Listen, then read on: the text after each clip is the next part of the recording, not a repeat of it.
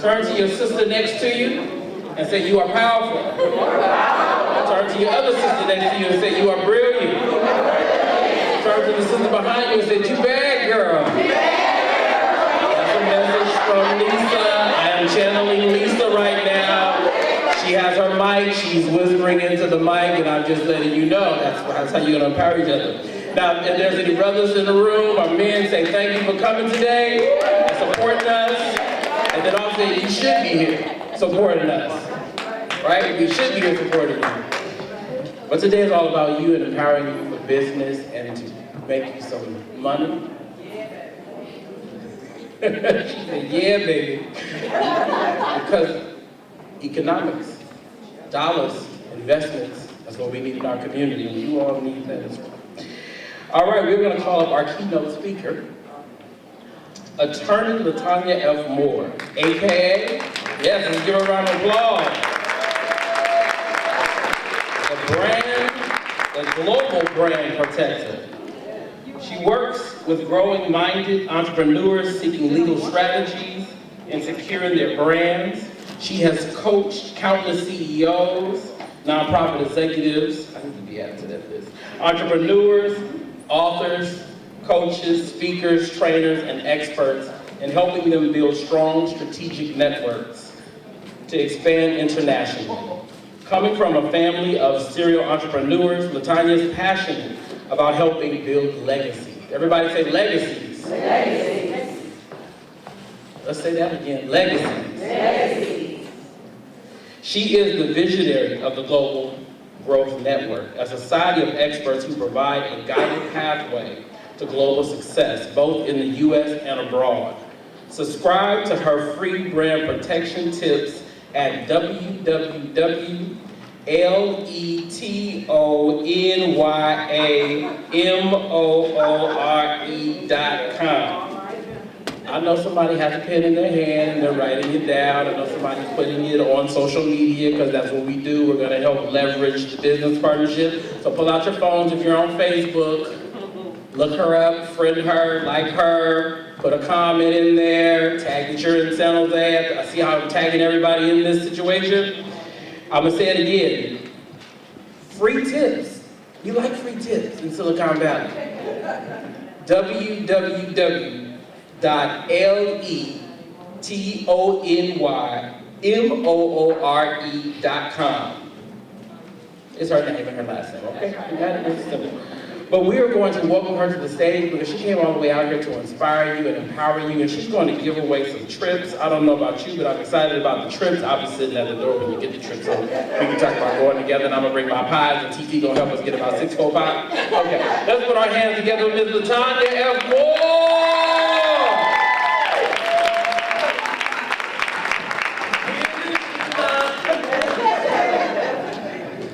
Wow, I'm so excited to be here. And I'm actually so full with everybody that has gone before. And so Lisa, I want to thank you for bringing me here. Just quickly, Lisa and I were cyber girlfriends for about 2 years until we finally met face to face when she came out to Huntsville, Alabama for an annual event that I do.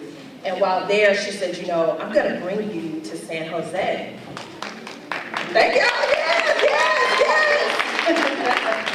I said, okay, so what are we doing? She said, I want to do something that's game changing. So me, I'm like, well, tell me more. So that's when she started talking about, she had already told me about corporate dropout, but she said, you know, I want to change the narrative. I want to change what people are saying about us as women of color. So we all know, I don't have to go through that long laundry list of what everyone says, but when she said it, it just started stirring, right? And I said, you know what? Count me in. So whenever you're ready, I'll make myself available. And she called me up and said, remember you said, whenever I'm ready. Y'all know Lisa, right? So she was like, you said whenever I'm ready. And so I said, okay, I'll be there. So thank you again, Lisa, for bringing me here. You know, when I think about that, women of color change the narrative. It's a declaration, right? It's more than just something great that we can say. We are really becoming one with that. because the only person that can change our narrative is us, right? And so we have to accept it because it's a monumental task, right? Because the narrative didn't happen overnight, right? And so it's very interesting because this is really a spark that's igniting a fire that I think is in everybody's belly in this room, whether you're African American, Latino, Asian, whatever. I think that we can all think about the different narratives. I remember seeing some things on social media and talk about Black women are like this, Asian women are like this, Latino women are like this, and they were all objectified, right? You know, they were things that you're like, well, I'm not like that, and I'm Black, you know, at least that's what I said. I don't know about other people. And it was very interesting because I thought about this and I said, you know, when I think about narrative, what is that?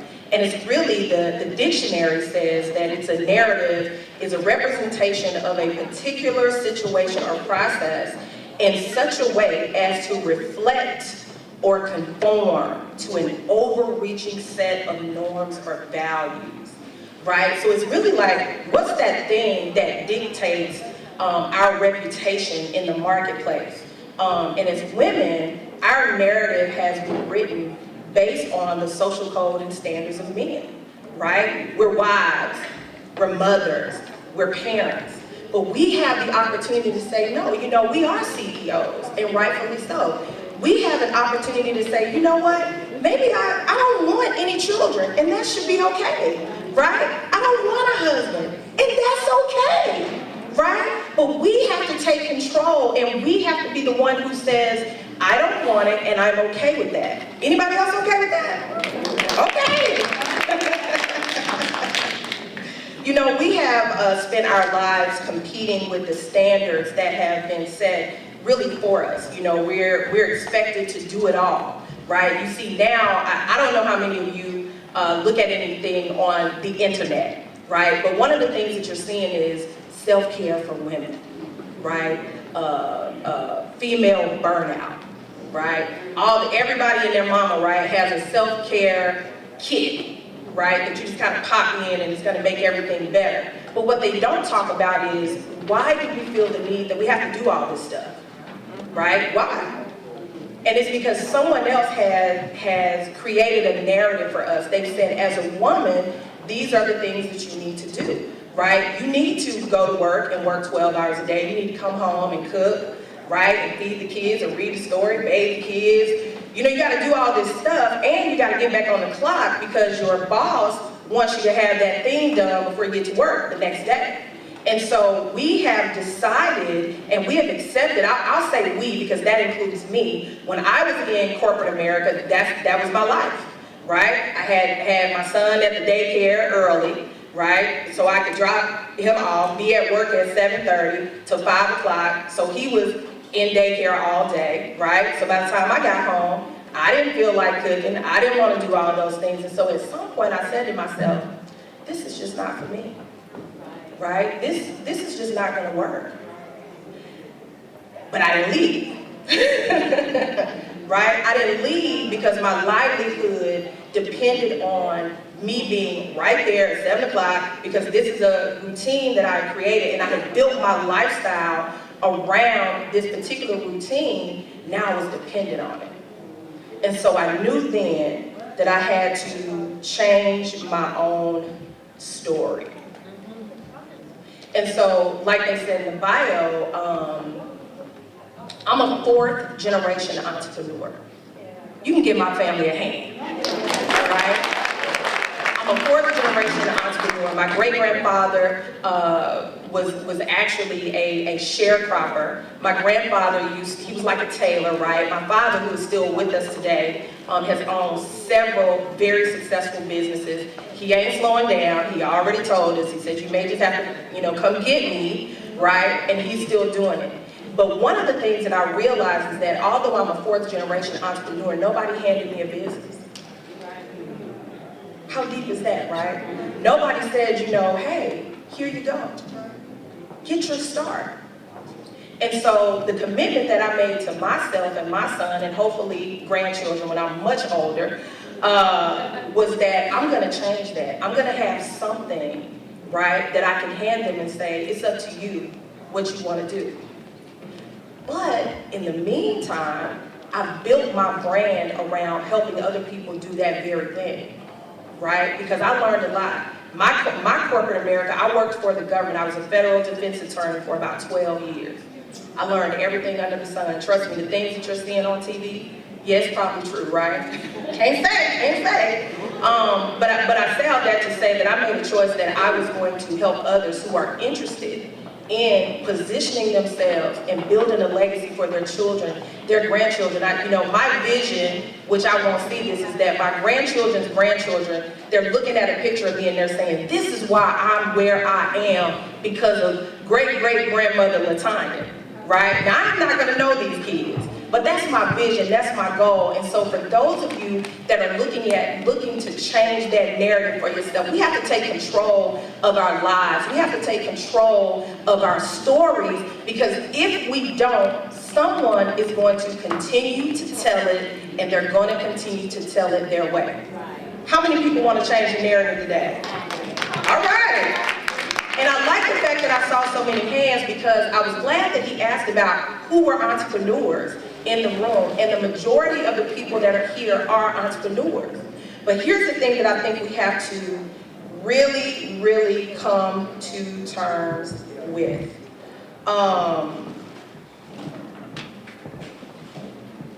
We have to make some sacrifices, and that's hard, right? Because we like, what conveniences will do for us. But I'll be honest, we can no longer afford to just get by and expect that it's gonna just work out, right? It's great to have a vision, but if you put no action to it, it's just a dream. Right. And dreams are okay, right? Because they have that temporary feel good. But if you want to change the narrative, you gotta put some feet to that dream, right? You gotta put something behind it. And that's what I want you guys to think about today. What is it that you can put behind it to really make it be a reality? Listen, there's nothing wrong. I was hustling as a side from my job for about 4 or 5 years before I left, right? So it's okay. I have clients right now that I say, look, if you need to go get you a little job to make ends meet, do what you gotta do. Don't be embarrassed. You're a woman. That's what we do, right? It's okay, see, she knows. Because see, we do what we have to do. But what we have to also do is not let shame make us not do what we know that's burning in our bellies to do, right? And that's to take control of our lives, and take control of the lives of our children, and take control of the narrative like we're doing here. This is a seed, this is a spark, and I'm so excited just to be here and just to be a part of it. It is just absolutely amazing. We really can't say that we're an entrepreneur, but we haven't fully embraced the meaning of that word, right? Because a true entrepreneur, the business is running itself while you're doing what you really want to do, right? It's okay, you don't have to clap, because I know y'all feel this, right? I know you understand, right? The business is making money while you sleep, while you eat, while you hang out with Lisa in France and all these other places that her and her crew goes throughout the year, right? That's what a true entrepreneur is. When you're setting up a legacy-focused business, it's so that you ain't gotta be there. Because if you're there, you've merely replaced your 9 to 5, and that's okay too. But what I'm saying is, I want you to get to the place where you understand that in order to change your current situation, you have to change your mindset. Right? One of the things that I said before I left, I said, I have to create multiple streams of income that I don't have to work. I set a goal for myself, 7 streams.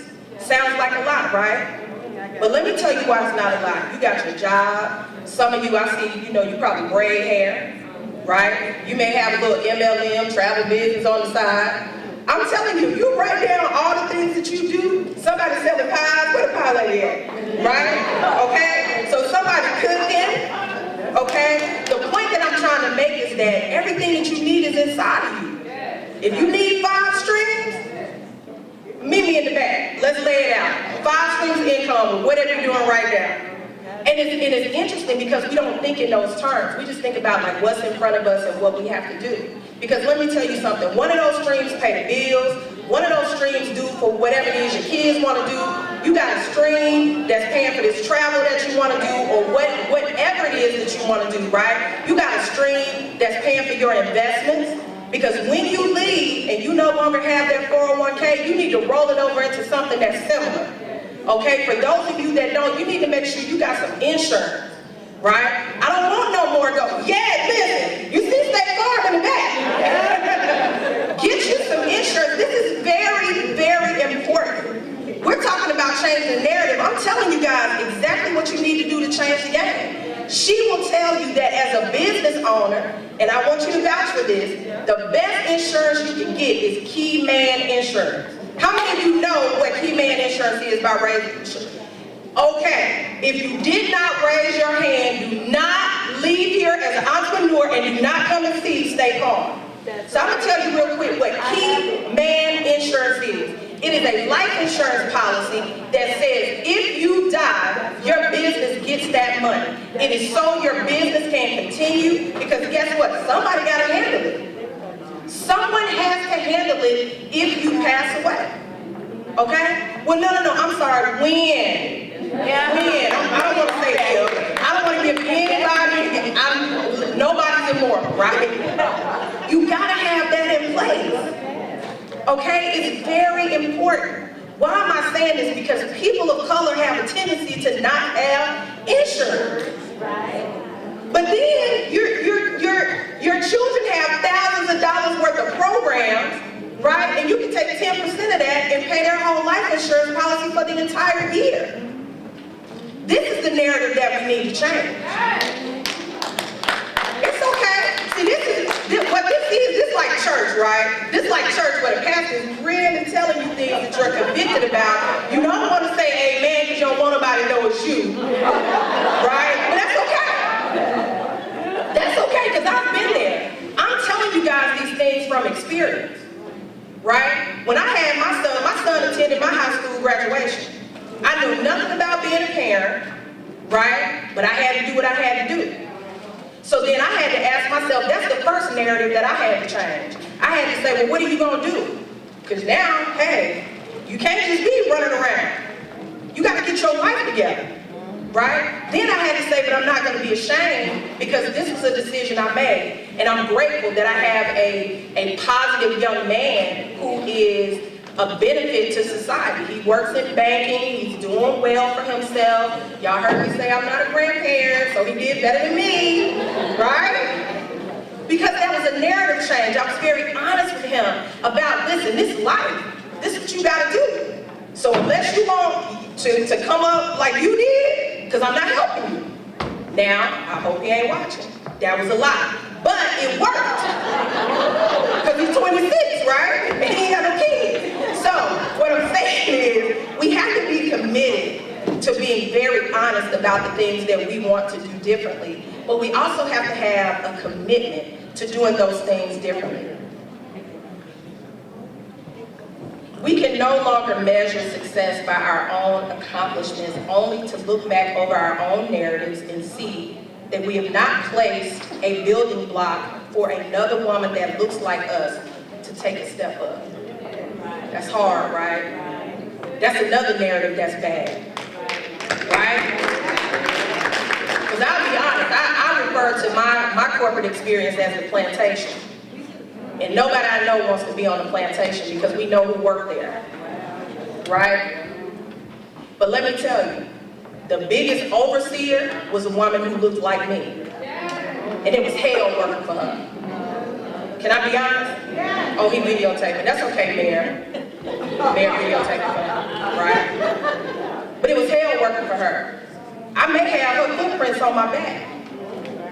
But you know what? But it's battle scars because I won, right? Because what happened, let me tell you something, for me, I think about how God brought me through that. Now, I'm not telling everybody else to subscribe. I'm just telling you how LeTonya changed the narrative, right? Because I said, okay, because let me tell y'all just real quick. And some of y'all ain't gonna admit it because we in church. I get it, right? Y'all not gonna admit it. But I remember the day that I had my last straw with this woman. When I say last straw, I'm talking about, I told my assistant, come help me pack up my office. She was like, where are you going? I said, it's gonna be a problem today. And I meant that from every fiber of my being. I didn't care about the fact that I had a child that I was raising by myself. I didn't care about the fact that I was thousands of miles from my family. I had no family in the area. Like, this person had took me up and through there. Y'all know, y'all like that, right? That southern drawl up and through there. But what happened, it had taken me to this place that I'm like, now I need to go see her. And y'all know, I'm gonna let y'all read between. It was a long time ago. But in the midst of all of this, my assistant is saying, do not leave. Just calm down. What's the worst thing that somebody can say to you when you already there? Calm down. Okay, I'm like, yeah, that's not gonna happen. I just need you to come help me. Like, it was take off your heels, pull off your earrings. I'm like, bring me my clothes, I wear to the gym. Like, I was really serious. And now it's funny, right, to me, and I laugh about it, but that day could have changed my life. So in the midst of all of this, my best friend called. And she said, you just been heavy on my mind. I said, girl, listen, I can't talk. And she said, wait a minute, what's going on? So I started telling her. She was like, you're about to do, like, are you crazy? Right? And she said, I don't want you to say anything else. And she just started praying. She started praying. I'm like, I don't need you doing that, you know? So I'm like all hysterical. But what it did, it broke that stride that I was in. And it forced me to just take that 1 minute. Just take that 1 minute and say, I'm gonna make a different decision. So let me tell you how I came back around. Of course, I didn't go, right? You know, I wouldn't be telling y'all this story. But I went home that day. And I came back the next day with a new attitude. Because when I went home that night, I said, Lord, you gotta fix this, because clearly I'm not equipped to deal with this situation. And I clearly heard him say, watch me work. I said, okay, watch you work. We'll watch you work. Fast forward. I left there, got another position with a different agency, right? Now let me tell you how stress works. At the agency where I was at, just to give you an idea, I had 350 active cases. I used to have a partner. When he left, they gave me his work. 2 of us used to do this. They said, we can't help you. She said, I'm not sending you anybody. I said, okay. Cases started going down. They had no idea, because God said, watch me work. So I watched them work. So then when I left, 2 months after I was gone from that agency, I get a call from one of my former colleagues saying, you ain't gonna never guess what's going down. I said, well, tell me. Investigations came in, because you know what happened? At her next post, one of her employees went to the top of the parking deck and jumped to her death. Wow. She stressed this woman out to the point that she committed suicide. And I remember talking to my parents saying, these people are gonna kill somebody. But I'm gonna tell you what's interesting about parents that are strong. Now my mama was like, girl, bye, like leave, get out of there. My daddy said, oh, you ain't no quitter, don't you let them run you off. You need to leave, don't let them run you off, right? Now, you know, at the time, I wasn't really feeling that. But what he forced me to do was stand in the face of adversity. Because what that did, when now that all I gotta do is depend on doing it in my own strength, right? Now I can face adversity. See, no matter what comes to me, they broke me. They bruised me. They didn't break me. So after that, there was investigation. She left in disgrace, all because of her own doing.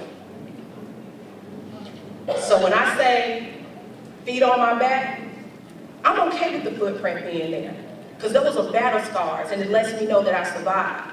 A lot of you are dealing with that very situation in this room, and I'm telling you, you're gonna make it. That's why you're here today, because you want to change the narrative. You want to change. And you can. You are in control. You can change it. But when you change it now, don't be the one putting your foot on somebody else's back. That's the thing. That is the thing. You gotta be the person that says, I'm gonna help you get there. Now, I'm a realist. You can't help everybody. Pick and choose where you put your name. They don't call me the global brand protector for nothing, right? You have to pick and choose who you're gonna help. You have to pick and choose where you are going to put your name. Because that's what's important. That's when you start changing the narrative. So when I work with people, that's the first thing I ask them. I had a meeting with somebody since I've been here, and that's what we talked about. I said, well, you know, what's your story? So we talked about their story. I said, okay, so what is it that you do? You know what it came back to? I had to find myself. I had to find myself. I had to understand who I was. But you know what's really interesting? They came to their own realization and said, I had to change my own narrative. I had to change how I thought about me. I had to love me. I had to do all of these things. Everything that revolves around the big shifts and changes in our lives requires us to change a narrative that we once bought into. So I'm asking everybody today, search yourself and ask yourself, what's the narrative that I need to change so that my life will go in the direction that I want it to go? Whether that's financially, whether that's personally, it doesn't matter. It just comes down to what it is that you want in your life to have the life that you want.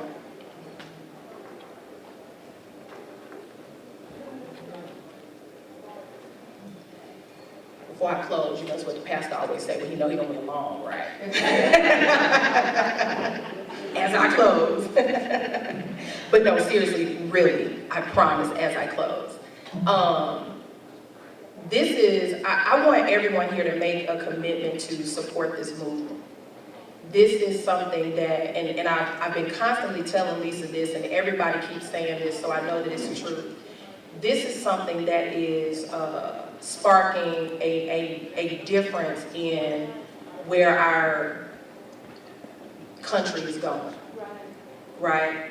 Because in a time of promoting opposition and division, right, we have all of you wonderful people here. Everybody's different, but you're coming together under this one common goal. But it's not just today. It's a continued commitment to do this in your daily lives, right? You have someone like Lisa that's leading the charge. And I'll be honest, I was afraid for her when she first told me this, because I said, Lisa's very sensitive, right, in a good way. She has such a good heart. Her intentions are just pure, right? So the people that I've met, like Lisa, sometimes get chewed up and spit out and walked over, right? So I was afraid for her. And I said, are you sure that you're ready for wherever this goes? She said, I have to. She said, I have to do this, LeTonya. I said, well, since you have to do it, I support you. So she called me anytime. But you know, the time difference is a struggle sometimes. So it's 3 o'clock in the morning where I am. Just very quickly, because I know she's gonna tell me that I have to talk about this. Okay.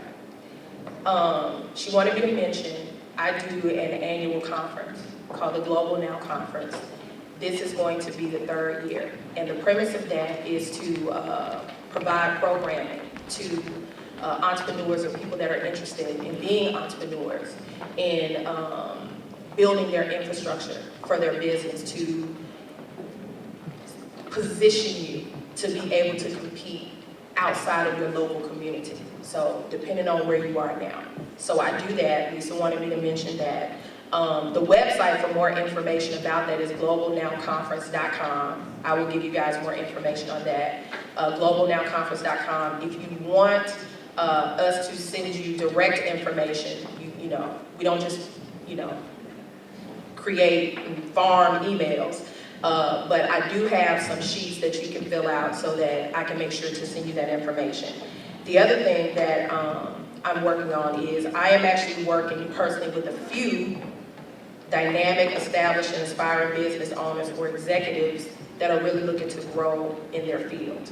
And if that's you, make sure that you connect with me so that I can get your information and give you more details on that. Lisa, I need you to come forward, ma'am.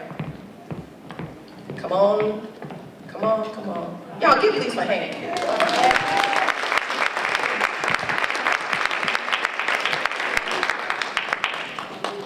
I want to give you something, Lisa, just very quickly. I don't know. I can't promise that. You know what lawyers say, well, it depends, right? That's always the answer, it depends. So one of the things that, for those of you that whether you know Lisa or not, Lisa is one of the hardest working women that I personally know. Literally, the hardest working woman. And she give away everything, which have us, you know, doing this headbutt thing, right? She give away everything, in a good way, though. So one of the things that I want to give to you, Lisa, is a 7-night, 8-day trip.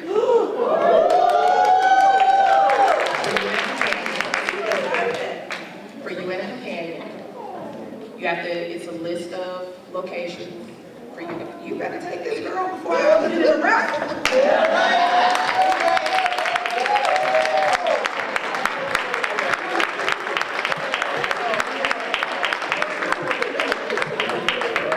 So look, I have to tell y'all, so she thought, I told her, I was like, yeah, I got these trips that I'm gonna give away, but she didn't realize that one was for her, because one of the things that I realized that was so valuable was for someone to tell me, you gotta take time for you.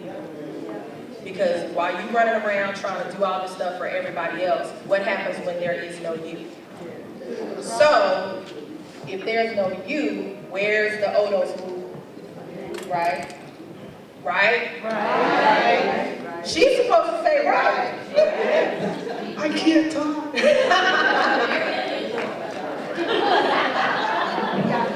She does. But I definitely want to thank you, Lisa, for your vision. I know sometimes that it seems like no one is supporting you. I am. They are too. Her whole team is tough, because you got to be when you have a person that is a quintessential giver, right? Somebody has to be that person that says it's too much, right? So I'm saying it's too much, again and again and again, but that is for you and a companion of your choice. All right?